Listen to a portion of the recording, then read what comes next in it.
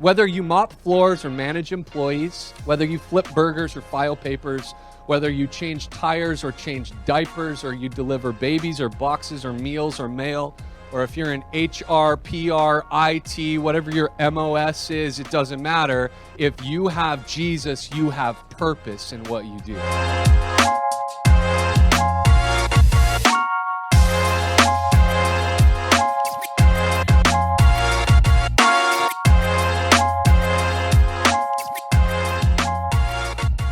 So Colossians chapter 3, we are continuing this series. This is week 12 of this series called Crux. All through him, all for him. We're learning that the chaos of life, all of the craziness of the rat race of life finds its answers in the cross of Jesus Christ. And I think there's probably not a better season of year for us to be remembering that, pointing back to that at all times than right now in the middle between Thanksgiving and Christmas. Because even though Christmas, we say, is Jesus' birthday, it's real easy to get distracted from that, right? And there's all this consumerism and shopping and all of that. It's very easy to get off focus. And we have to intentionally make time to line our hearts up with what we know to be true. And that is, Jesus is our answer. Anybody with me on that? Man, this is going to be a rough morning. All right. I'm going to preach. You guys got to help me here. All right.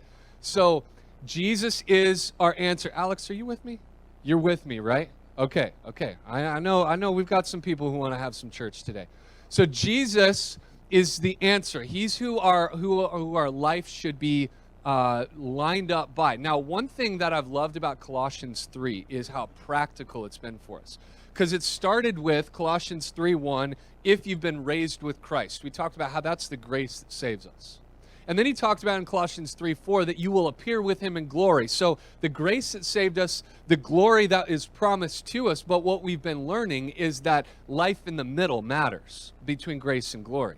So it's not just about one or the other, it's about everything. And God has a purpose and a calling for us right here. And so when we set our mind and seek after the things above, we've been learning that changes everything about life below. So that involves not only individual life change, but even like last weekend, if you were here, we talked about how God's grace changes our families. I don't know about you, I found that message to be very timely leading into Thanksgiving as we're surrounded by family. Anybody else? So not only does it change us individually, not only does it change our families, but what we're going to discover today is that the purpose for our lives between grace and glory changes even our Monday through Friday 9 to 5 daily grind. It's going to change everything. In fact, I'm hoping by the end of today, it's not the daily grind anymore, it's the daily grand. Like, I get to be a part of this, and as hard as that might be to believe, what I think the Lord's going to remind you of today is that you have an eternal purpose, even down to the small things that seem meaningless and mundane in your life. I recently read an article about a guy back in August who was fired from his job, New York City. He was fired from his job because he didn't show up to work for 18 months. Have you ever been late to your job? Like 18 minutes and your boss wasn't happy? A year and a half later, they fired the guy. They sent him a letter, hey, don't worry about coming in any longer. Well, turns out the reason the guy didn't show up to work is because he had died 8 months ago, the poor guy. And then so they just sent him a letter like, hey, you're no longer working here. The family's like, yeah, he's no longer working there, right? The guy passed away and had taken some time off, some sick time, and then never came back to work. And so then they fired him from his job. Now, as heart-wrenching as that story is for the family, who had to relive all of those emotions after receiving that letter and all of that, here's my thought. It kind of makes sense that the guy wasn't functioning very well in the workplace because he wasn't breathing any longer. And what I've found to be true, I don't know if this is true in your experience, what I've found to be true is that living people tend to just function a little bit better in the workplace than dead people. Anybody else? Can you back me up on that? Like maybe, now, I guess maybe that's not always the case. Like maybe there's one guy at your job that you're like, I think a dead guy could do better than that guy. I don't know. but I would say, hopefully that's not you, all right? But like generally speaking, I would say, we could say the rule is pretty much if you're living, you're going to be more functional and productive than a dead person in that job. Now, that not only works physically, but it corresponds to spiritually what we're learning today. Because again, Colossians 3:1, if you've been raised with Christ, you've experienced God's grace, you've been saved and forgiven, and you have new purpose. So now you are alive, which means if God has changed you from the inside, that changes everything about you, not only your individual life, not only your family, but even your job and how you function in the workplace. So if you know Jesus, well, I'll get there. If you don't know Jesus, let me start with that. That's okay. You can know him today. He loves you. He has a purpose for your life. He doesn't care how long you've been out of church. He's not shocked by what you've done and how you've thrown away your life and how you ruined this and you have shame over that. Today he goes, hey, would you like to start over? Because I'd love to give you a fresh start. That's what Jesus is saying to you today. You can have purpose today. That's good news. So if you don't know Jesus, that's okay. By the end of today, I hope that you will. I hope that you'll understand he has purpose for your life. He'll take you as you are. He'll clean you up. He'll give you a whole new reason to live. If you do know Jesus, however, I've got this title for you. Here's the title of the message. Ready? You've been promoted. You've been promoted. You got a better job, people. All of us, we've been promoted. If we are followers of Jesus, then we have received the greatest promotion we can have. So what I want you to understand here today is the eternal value of what you do. Whether you mop floors or manage employees, whether you flip burgers or file papers, whether you change tires or change diapers, or you deliver babies or boxes or meals or mail, or if you're in HR, PR, IT, whatever your MOS is, it doesn't matter. If you have Jesus, you have purpose in what you do. That's what I'm getting at. So you may think that it's your job that needs to change. You may think you need a new employer, a new set of employees, a bigger paycheck. I'm wondering if maybe it's a loss of perspective that you're suffering from. And I believe Colossians 3, the end of Colossians 3 into the beginning of chapter 4 is going to just infuse us with purpose in what we do in our daily lives. So let's follow along together. Colossians 3, verses 22 through chapter 4, verse 1. We're going to read through this. I'll read this. I'm reading from the New King James, and then we're going to unpack this together. Colossians 3, starting in verse 22. Bondservants, he says, obey in all things. How many things? All of them. Good job. You guys are paying attention. Obey in all things your masters according to the flesh, not with eye service as men pleasers, but in sincerity of heart, fearing God. And whatever you do, do it heartily as to the Lord and not to men, knowing that from the Lord you will receive the reward of the inheritance. For you serve the Lord Christ. Man, I love that. But he who does wrong will be repaid for what he has done, and there is no partiality. Chapter 4, verse 1, Masters, give your bondservants what is just and fair, knowing that you also have a master in heaven. Now let's just start, before we dive in, get the practical stuff out of here. Let me just start by talking about kind of the elephant in the room, you might say, that Paul here is addressing slavery. And a lot of times people have a problem with Paul because they read this and they say, well, Paul should have, instead of talking about it the way that he did, he should bash slavery and they should be trying to abolish slavery. We need to understand the cultural context that we're talking about here, okay? The cultural context that we're talking about, when Americans think slavery, it's a lot different than biblical slavery. And so I want to kind of try to modernize this. But before I do that, I just want to highlight the importance of the way that Paul addressed this. Okay? Paul's goal in writing this letter was not to restructure society. Paul's goal was to give a new perspective. And the early church did not emerge as anti-Roman or anti-Jewish. It emerged as, and still is, pro-grace, pro-Jesus, right? We've talked about this. Instead of being known for what we're against, let's be known for what we're for. Instead of picket lines and picket signs and boycotting this, no, I'm all about Jesus. That's what it's all about. I'm all about grace. I'm pro those things. I'm not anti that stuff. So the birth of the Christian church was very much that way. It was, we're just here for Jesus. We're lifting up the name of Christ. And I think Christianity would have had a very rough start, even rougher than it had they emerged as anti-Roman. It's just not what it is. So Paul didn't write it to abolish slavery. But here's the cool thing. As Christianity was preached and as the gospel was preached, then individuals in every walk of society were suddenly given value that the Roman government and Judaism didn't give to them. And so suddenly now they have value. Paul says in 1 Corinthians 7, it doesn't matter how you came to Christ, free or slave or however you are, you now have value and purpose.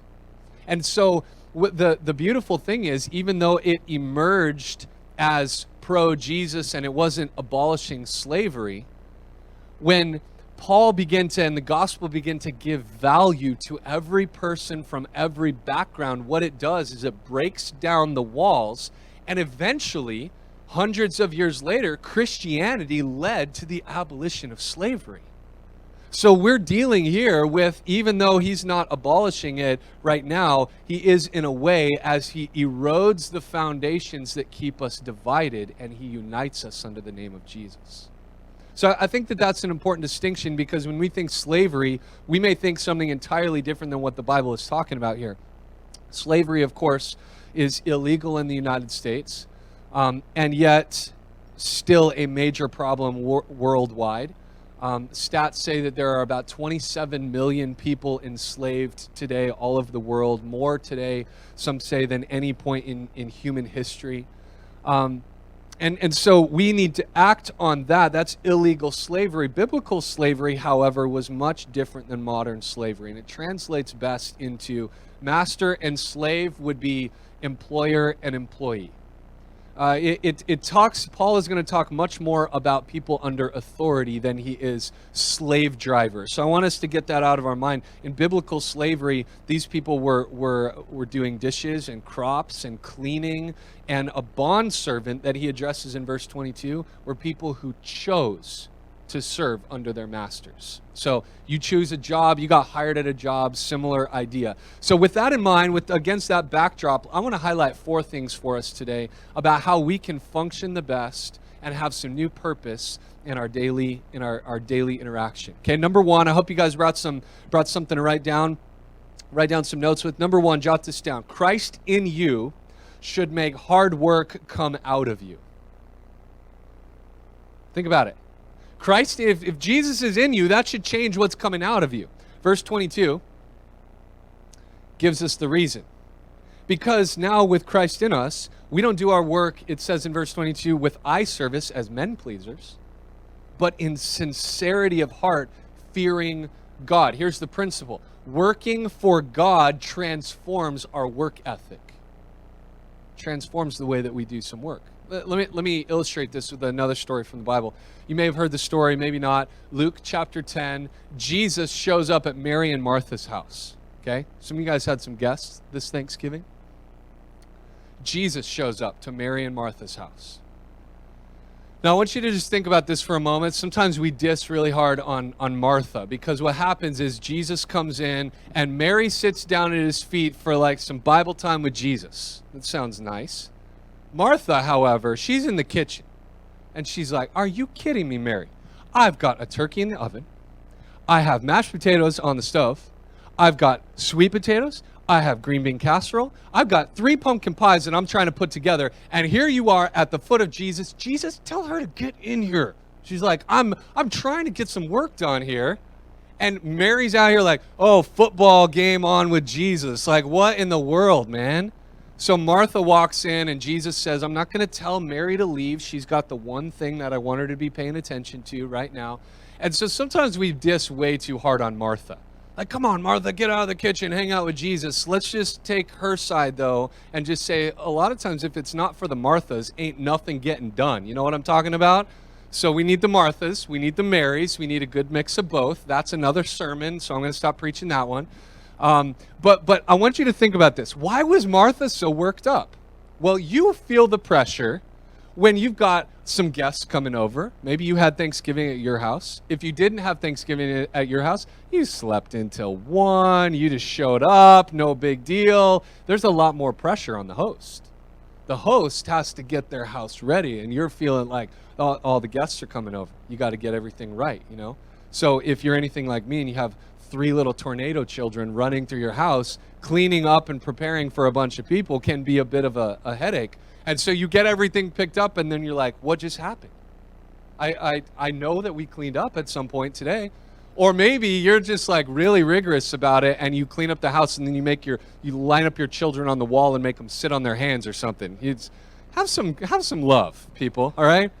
But so you feel all the pressure about people coming over to your house. Imagine if your in-laws are coming over and you find out, oh, also Jesus is coming over. Jesus. You're like, oh, well, Jesus is with us always. Don't get so holy on me, all right? I'm talking about Jesus in the flesh.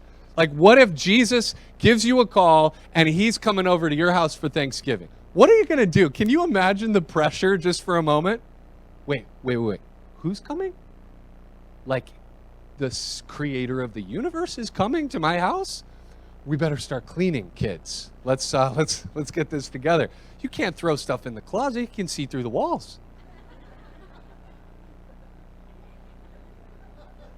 There better be enough turkey. You can't have Jesus multiplying food at Thanksgiving dinner, you know? So what are we going to, just imagine the pressure. Now I want you to think about this. Jesus coming to your house in the flesh. If you're doing something for Jesus, you put your heart into it. No wonder Martha was so worked up about this. Jesus is here. I'm not just going to cook some mac and cheese for him. I got to make some good food. I got to be prepared. If you're doing something for Jesus, it changes everything, right? So verse 22, that's what it means. You're doing what you do in sincerity of heart. Here's what he's saying. A change of heart should produce a change in your work ethic. And it won't be an overnight thing, but as God transforms your heart, you will begin to find purpose in even the things that at times seem meaningless and mundane. You will begin to understand if Christ is in you, then good work will be coming out of you. It's just what is happening as God is transforming your heart. Just notice the contrast here. Eye service, what he says in verse 22, is basically wanting to look good when other people see me. And that's contrasted against sincerity of heart, doing the right things whether people see me or not. I mean, think about the song that we sang. It's your breath in my lungs, so I pour out your praise. If Christ is in you, good work should be coming out of you. Number 2, jot this down. Work hard to make the gospel look good. We need to be working hard to make the gospel look good. I'm going to explain. Verse 23 says, whatever you do, do it heartily as to the Lord and not to men. So that word heartily in verse 23 is similar to verse 22, sincerity of heart. Same idea. Put your heart and soul into what you do. Whatever you do, he says in verse 23. Now I want to highlight, when I say work hard to make the gospel look good, I'm not talking about like aesthetically looking good. I'm talking about drawing. I'm not saying we're adding any value to Jesus or the gospel. I think we're clear on that, but I want to highlight that. No, I'm not saying we're making the gospel better than it already is. What our job is to work hard and then draw attention to the life-changing message of the gospel. You tracking with me? So we work hard to make the gospel look good. And I love how chapter 3 breaks this down. Verse 23 makes it so simple. Whatever you do, that's your mission. Do it heartily, there's your method. And do it as to the Lord, not to men, there's your motivation. He just breaks it down real simple. In anything you do, stop doing it to please other people. and do it to please the Lord. Work hard to make the gospel look good. In fact, Paul chimes in on this later on in the New Testament, the book of Titus, little book, and it's written to Pastor Titus. He is pastoring a church at the time. Paul writes to him. He gives him some kind of pastoral wisdom, some church, how to run a church, pastoral qualifications. And then he says in chapter 2, he's giving him some things that you need to make sure and teach your congregation these things. So he says this in Titus chapter 2, verses 9 through 10.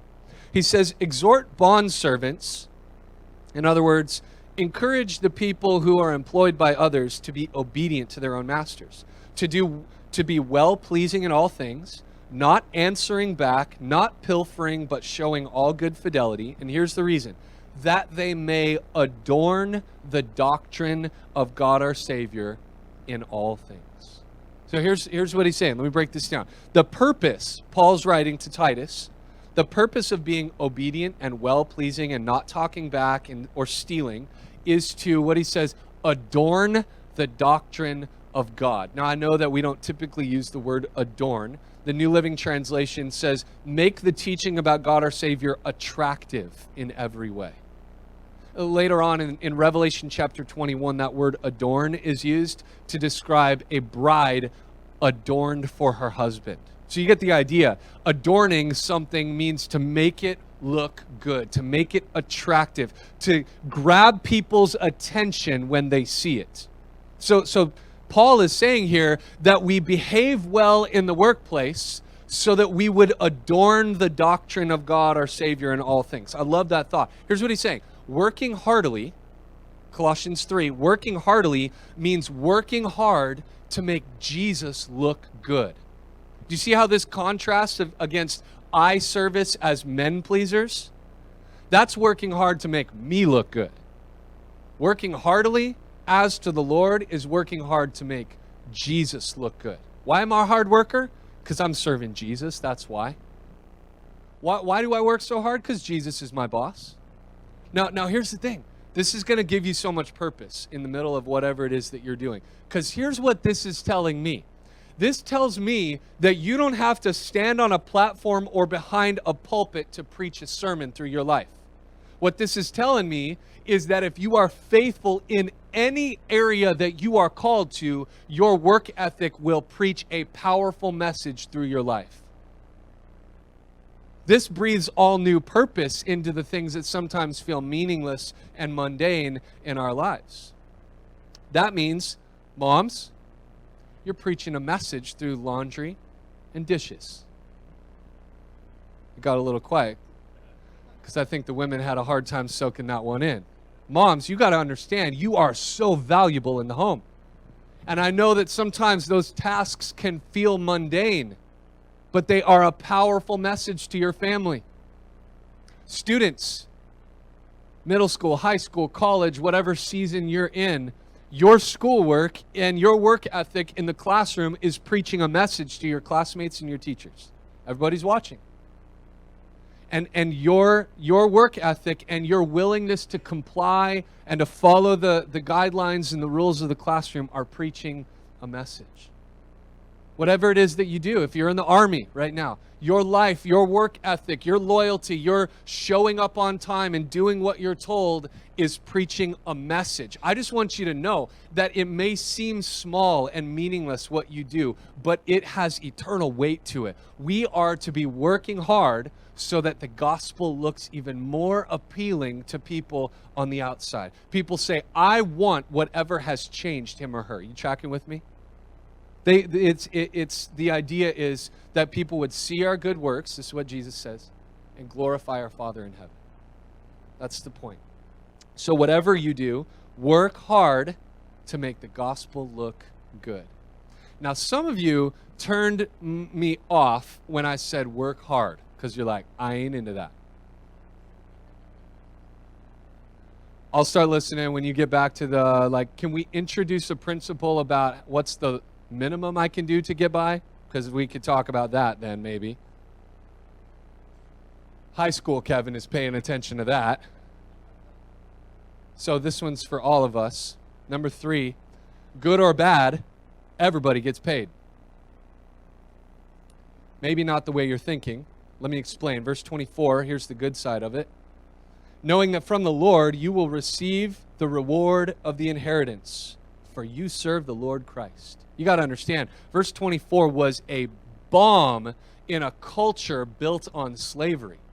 Because Roman culture said slaves were property. These aren't people, these are property, and you can't own anything. Paul says, that's fine, whatever the Roman government tells you. I got something for you, though. You may not ever own a stitch of anything on earth, but if you follow Jesus, you've got a mansion waiting for you in heaven. You've got an eternal inheritance that's waiting for you. So I love this idea of how revolutionary this thought was. And what he's saying here is that working heartily as to the Lord guarantees an eternal inheritance. It's like what the Bible says later, that God is a rewarder of those who diligently seek him. You go after him. You put your all into it. God rewards that. He honors your faithfulness. He honors your obedience. He honors you honoring people in authority over you. He honors that. So God is a rewarder of those who diligently seek him. Now, on the other side, so for those who thought they couldn't own anything, Paul says, actually, you can own everything. And you may not ever own a house on earth. That doesn't matter. It's going to collapse and burn one day anyway, but you got a mansion in heaven. So that's one side. If you work hard as to the Lord, you've got an eternal inheritance. Now, the other side of it, when I said whether you do good or bad, everybody gets paid. Now, again, like I said, high school Kevin was paying attention to that. You're like, well, so we could do the minimum and get by? Now we're talking. So if I can sleep in and then get there right before the bell rings, then I'm okay. I don't have to read the book. I can just fake the discussion in class. All right, so I think we can talk about this. Well, here's the thing. This is not the kind of paycheck you want. Verse 25 says, he who does wrong will be repaid for what he has done. And if that's not harsh enough, there's no partiality. God's not grading on a curve. That's what he's saying. It's not based on, well, you're better than that person, or you didn't quite measure up to him or her. It's, were you faithful with what I gave you? That's what we will answer for. So good or bad, you get paid. But here's the principle. The principle is that serving Jesus doesn't give us a pass for lazy work. In fact, if anything, it gives us motivation to work even harder. You with me on that? We should, if we are working for the Lord, then that changes everything. Remember Martha, how much work she was putting into preparing for Jesus being in her home? If you're working for Jesus, this changes everything about how you do it. This changes everything about even the seemingly mundane or meaningless things that we do. Even those that seem meaningless take on meaning when Jesus is involved. But good or bad, there will be payment. Now again, I'm not talking about, when he says, verse 25, there's no partiality, that you're going to be repaid for what he's done. I'm not talking about losing salvation. He's talking about losing reward.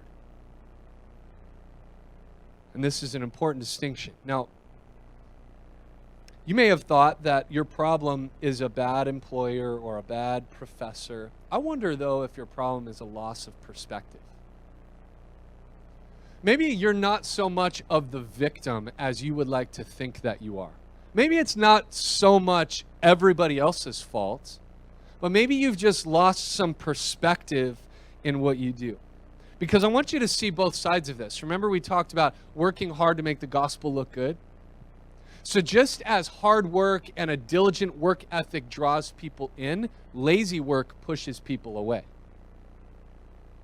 So a lazy, disloyal, dishonest employee makes a boss who needs Jesus not want Jesus. A D student who sleeps through class and cheats on tests makes a teacher who needs Jesus not want Jesus at all. Oh, you're a Christian? Oh, no, I don't want to have anything to do with that. If that's what he does, if that's who he produces, no thanks, I'll be better without him. That's what your teacher or professor or your employer may say if that's how you're functioning in the workplace or in school. And so again, this breathes all new purpose into what we do. There's an inheritance, an eternal inheritance awaiting those who are working heartily to the Lord. But you'll get repaid for those things that you do wrong. So think through that in your dealings with work. Here's a fourth and final thought for us. Jot this down. Jesus over us changes everything about us.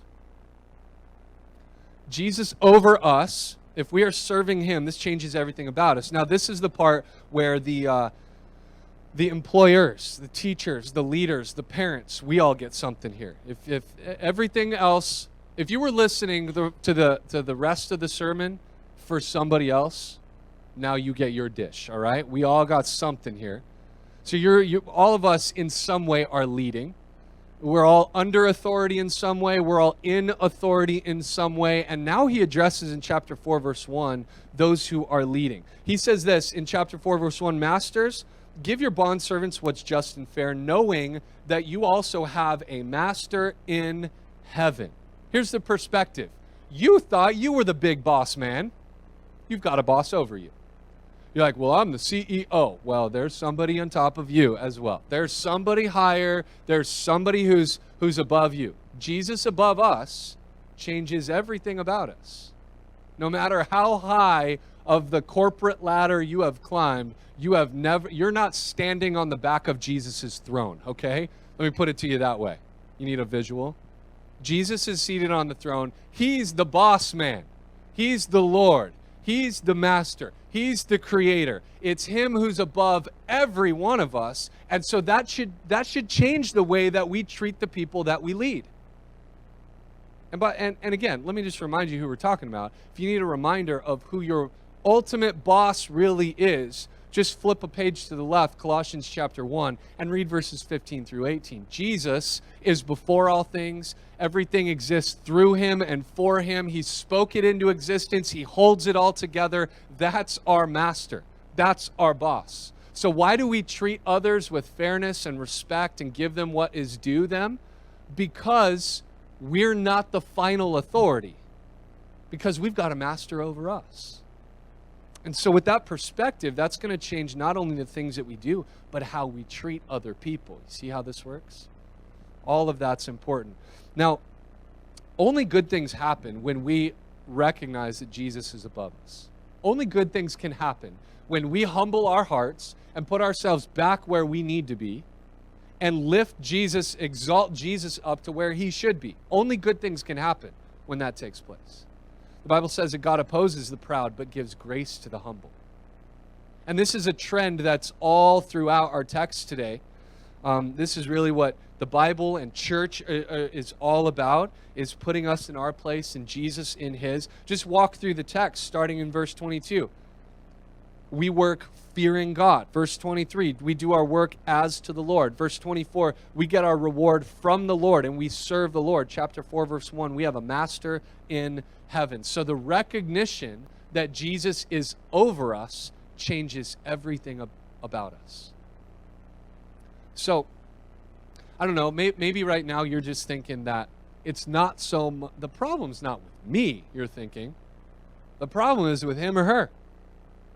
And I know some of you guys are in kind of a miserable work environment right now. It's making life really tough, and you don't like the people you work for, you don't like the people you work with. You may think that you need a new job or a new boss or a new staff or a new set of kids, or I don't know what it is that you think that you need. I hope that you see that maybe it's not so much everybody else's problem. Maybe you don't need another job as much as you need a new perspective on the job that you have. Maybe it's not that you need more people working or new people working for you. Maybe you need to be reminded of who you work for. Maybe you don't need a new boss. You need to be reminded of who the ultimate boss really is. Okay? Maybe you don't need a new paycheck. What you need is a reminder that the reward you have waiting for you can never be matched by any earthly paycheck. And you have to be faithful right where you are. So it's all a matter of perspective. It goes back to how do we view our day in and day out lives. A proper perspective will give us all new purpose in what we're called to do, in the areas that we're placed in. Because again, like we're learning, what we do in the middle between grace and glory matters. Amen? Right now, life in the middle, before we get to glory, everything we do right now matters. So time is short. We got to make the most of it.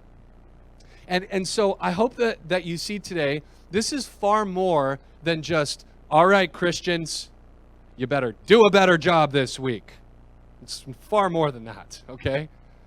I like to think of this message as like the pep rally before the big game. Like this is hands in, come on, let's do this. God's got a purpose for us. And I know that might seem a little extreme for going into the work week, but I hope that you begin to view your daily grind as like the daily grand. Like really, I can be faithful. I am called to be faithful right here, right now. You don't have to ever get a case of the Mondays again with this purpose, with this perspective. You know what Monday stands for? Move over negativity. That's what it stands for, MON. You don't have to live that way anymore. You don't have to like, oh, Mondays. You can punch Monday in the face and charge in to the work week, understanding this is the team rally, this is the tailgate before the big game, and we're sending missionaries into our workplaces and into our schools. Guys, if this think about it this way. I like to think of the church as the salt shaker. Jesus said we're the salt of the earth, right? Here we are. We're all salty, just hanging out together. Salt doesn't do anything for anybody unless it gets out of the salt shaker, right? So we got to get shaken up here, stirred up to love and good works so that we can go out into our workplaces and our schools where the salt is needed so we can have an impact in somebody's life because what you do matters. Come on, somebody. You guys with me on this? What you do matters. Your day in and day out, I know it might seem meaningless or mundane, but it has purpose when Jesus is in it.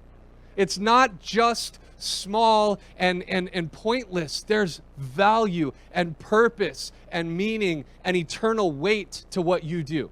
You're like, well, I don't know about that. I work at Wendy's. You don't just flip burgers. Jesus is in your life. You flip burgers for Jesus. That's what you do. And if he shows up to Wendy's, you better make him a good burger. Give him a little extra fries on the side, all right? You don't just do anything for Jesus. You're like, I'm just a student. No, you're not just a student. You're not just a middle schooler or a high schooler.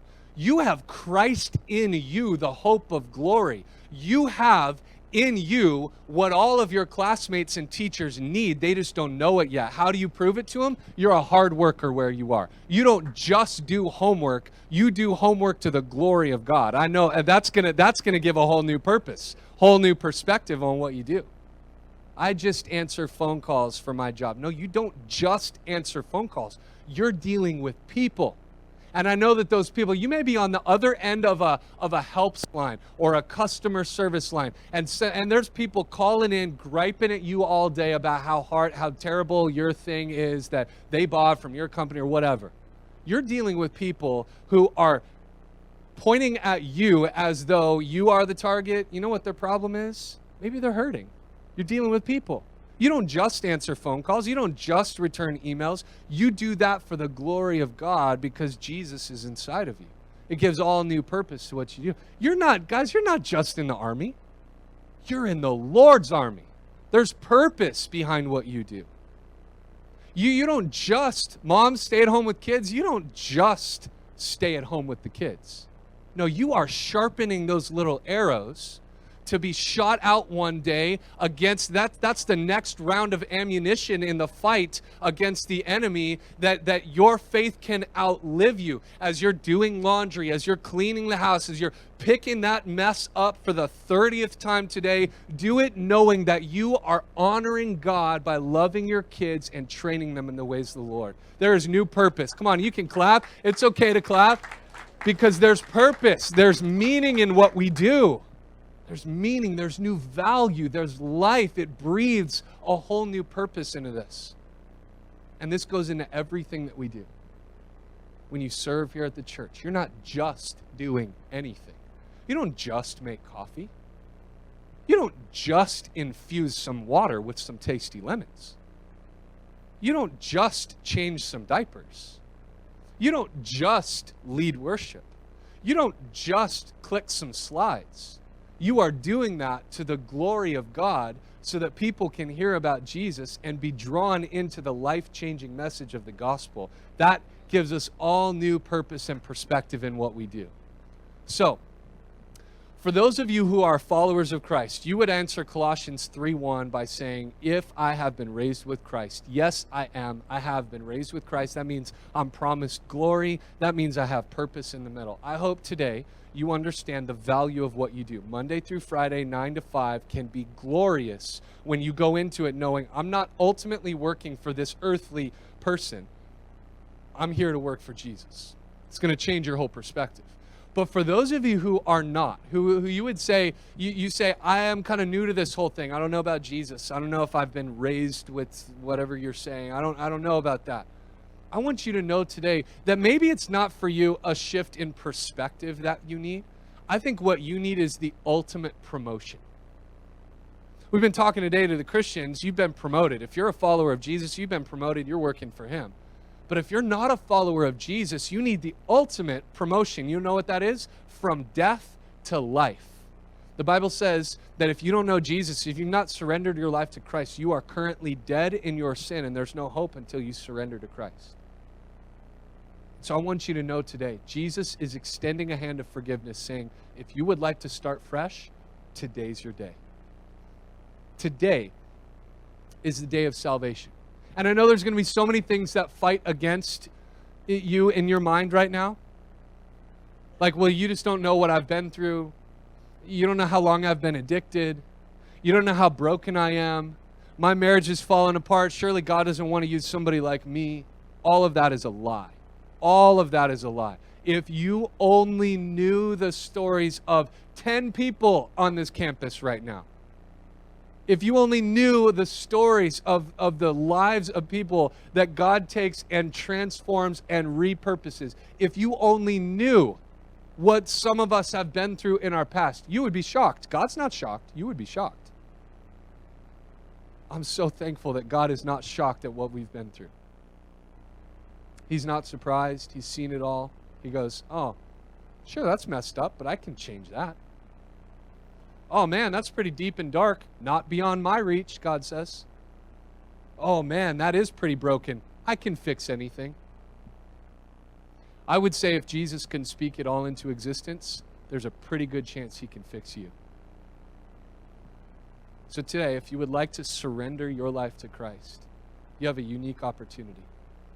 And I'm not saying that everything's going to be amazing after that. What I'm saying is then that guarantees you the grace that saves you. It guarantees you the purpose in the middle, and it guarantees you glory ahead. So whatever you've been through, if you choose today to abandon that to Christ, he wants to help you follow him, and you're surrounded by people who want to point you in that direction as well.